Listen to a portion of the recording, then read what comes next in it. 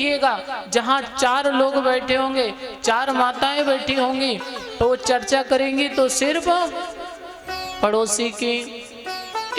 अगर एक ने तारीफ किया तो 4 लोग बुराई करने वाले सुनिश्चित है, तय हैं। और सबसे ज्यादा अपराध, सबसे ज्यादा पाप निंदा करने में ही लगता है।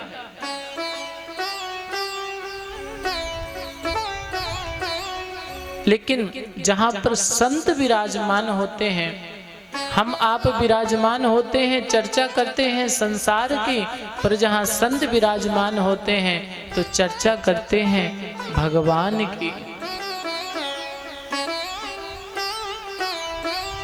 उन्होंने देखा कि आगे चल करके भविष्य में विकराल कलिकाल आने वाला है। कलयुग का प्रभाव ऐसा होगा कि सब लोग दौड़ेंगे, भागेंगे, किसी के पास सत्कर्म करने का समय रहेगा नहीं। कोई धर्म के प्रति सोचने वाला रहेगा नहीं। सब लोग अपने स्वार्थ में ही विलिप्त रहेंगे। स्वार्थ साबित करने पे चाहे झूठ बोलना पड़े, चाहे अपराध करना पड़े, लेकिन अपना स्वार्थ सिद्ध हो ही जाए, चाहे कितना भी बड़ा पाप हो जाए।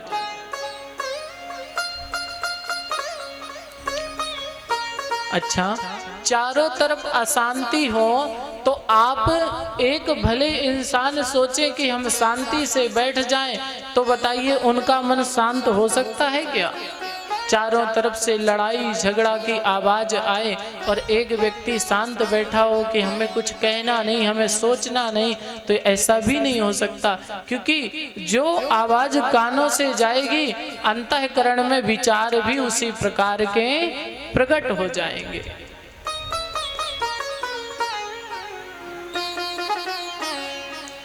हम आप सब धीरे धीरे धीरे धीरे काल के मुख में जा रहे हैं। आज बैठे हैं, चले जा रहे हैं, पता नहीं कब बुलावा आ जाए, कब यह आश्चर्यजनक सत्य सामने खड़ा हो जाए। पृथ्वी में मनुष्य का सबसे बड़ा आश्चर्य है तो मृत्यु है। जानते तो सब हैं कि मृत्यु एक ना एक दिन होनी है, लेकिन जिस दिन हो जाती है तो लगता है कि बहुत बड़ा आश्चर्य हो गया। ये काल किस दिन हमें अपने मुख का ग्रास बना ले, किस दिन हमें ग्रसित कर ले, इसका कोई सुनिश्चित नहीं है। करें भी तो क्या, जाएं भी तो कहां। इससे बचने का कोई सुगम उपाय हो, ऐसा विचार करते हैं, ऐसा निवेदन करते हैं। सौनक जी महाराज कहते हैं सूत जी से, हे सूत महाप्राज्ञ सर्व सिद्धांत वे प्रभो, आख्या ही में कथा सारम पुराणानां विशेषता। हे सूत जी महाराज, हे परम विद्वान, क्योंकि सभी लोग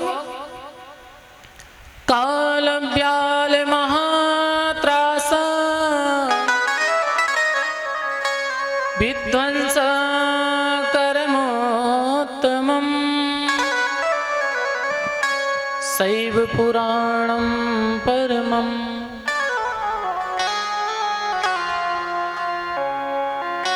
कलयुग में सभी प्रकार के जीव आगे चल करके काल रूपी व्याल के मुख का ग्रास बन रहे हैं। सभी लोग कलयुग से ग्रसित हो रहे हैं, व्यभिचार हो रहे हैं, यहाँ तक कि अपने ही द्वारा किए गए पाप का फल भोगते भोगते भोगते प्राण, और फिर उन्हीं पापों के द्वारा फिर से जन्म होता है।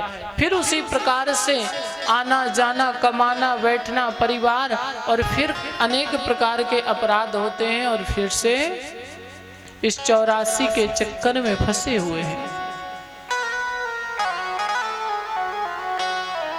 सौनक जी कहते हैं, सूत जी कोई ऐसी कथा, कोई ऐसा व्रत, कोई ऐसा पूजन बतलाइए जिससे कि कलयुग के व्यक्ति सभी लोग इस महाकलिकाल के प्रभाव से छूट सकें।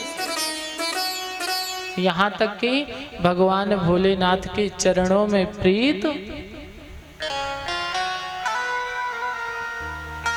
देखिए, देव तो अनेक हैं, देवता, लेकिन जो सबके देवों के भी देव हों वही तो महादेव हुआ करते हैं। शिव महापुराण कहती है, अगर आपको एक परेशानी है, कोई मान लीजिए घर में झगड़ा बहुत होता है, नौकरी नहीं लग रही है, व्यापार नहीं चल रहा है, कोई एक परेशानी हो तो एक देवता के पास चले जाइए। माता दुर्गा जी का दुर्गा पाठ बैठा लीजिए, अखंड पारायण करा लीजिए, अनेक प्रकार के उपाय हैं वो कर लीजिए। हनुमान जी को मना लीजिए, दुर्गा जी को मना लीजिए, राम जी को मना लीजिए, विष्णु भगवान को मना लीजिए। एक देवता एक परेशानी से आपको मुक्त कर देंगे, ये गारंटी। लेकिन कभी कभी ऐसा होता है कि परिवार में क्लेश भी बहुत हो रहा है और व्यापार भी नहीं चल रहा और भजन करने का तो समय ही, फिर बोलो मुक्ति कितने दूर है। इस जन्म में क्या ऐसे ही हाल रहा तो अगले 10 जन्म में भी नहीं मिलेगी। अगर पूरी संसार की सब परेशानियां घेर लें, शरीर में कष्ट भी बहुत है, कभी घुटने दर्द, कभी सर दर्द, कभी पेट दर्द, डॉक्टर भी थक गया दवा खिला खिला करके, फिर कहाँ जाए। अनेक प्रकार की यादें हैं, बीता हुआ कल इतना खतरनाक है जिसकी याद आती है तो सिर्फ आंखों से आंसू बहने लगते हैं। जब हर एक प्रकार की समस्या होना तो उसमें कोई भी देवता निदान करने वाली नहीं है, क्योंकि एक समस्या हो तो एक देवता एक देवी उसका निदान कर दें। लेकिन जब समस्याएं चारों तरफ से आ जाए ना, तीनों लोकों से समस्या आ जाए, तब कोई निदान करने वाला है तो सिर्फ मेरा देवादिदेव महादेव है। हर एक प्रकार की समस्याओं का समाधान हर हर। जब कोई रास्ता ना सूझे, हर एक रास्ते पे एक नया संकट खड़ा होना, रिश्तेदार दूर हो जाएं, परिवार के लोग छोड़ दें, संसार के लोग भी दूरियां बना लें, घबराना मत। बस नेत्र बंद करना, महादेव को याद करना और विश्वास रखना।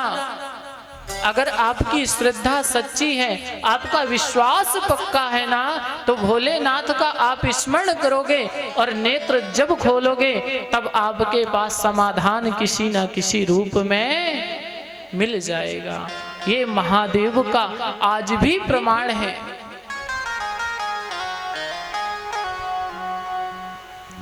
सूत जी सौनक जी से कहते हैं, महाराज भविष्य में कलयुग में जीवों को सब कुछ चाहिए, धन भी चाहिए, व्यापार भी चाहिए, परिवार भी चाहिए, अच्छा शरीर भी चाहिए,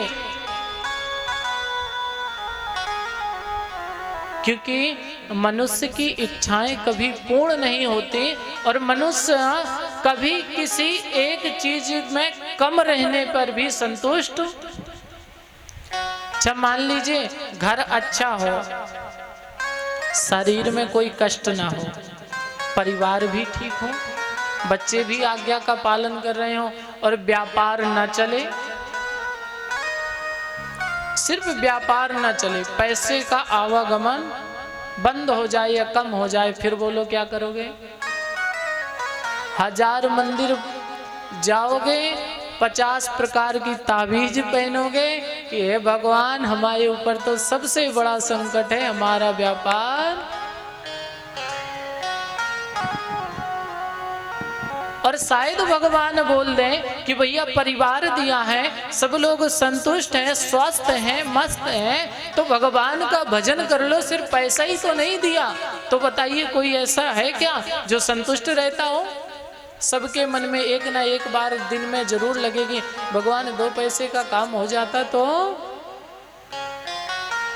अच्छा, धन भी खूब हो। भोलेनाथ कहते हैं चलो अगर एक इच्छा है तो ये भी पूर्ण कर देते, धन भी खूब हो जाए, परिवार भी अच्छा हो, बच्चे भी अच्छे हो, बस शरीर में कष्ट हो। कहीं एक दिन पेट दर्द करे तो दूसरे दिन सर दर्द करे, तीसरे दिन पैर दर्द करे, फिर भी कोई संतुष्ट रहने वाला। अगर एक भी कमी हो गई ना तो उसका पूरा का पूरा दोष भूत भाव भोलेनाथ पे। ऋषि कहते हैं भविष्य में ना जो लोग होंगे उनको सब कुछ चाहिए होगा, कर्म कैसे भी करें लेकिन सुविधाएं व्यवस्थाएं पूरी चाहिए। तो महाराज ऐसा कुछ बतलाइए, ऐसी शिव से प्रीत करने वाली कथा बतलाइए जिससे भोलेनाथ के चरणों के प्रति लोग आस्था रखें, भोलेनाथ के समीप जाएं, जिससे सब जीवों का कल्याण हो जाए।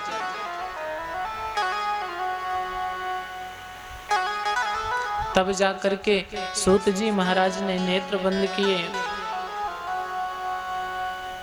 और नेत्र बंद करके विचार कर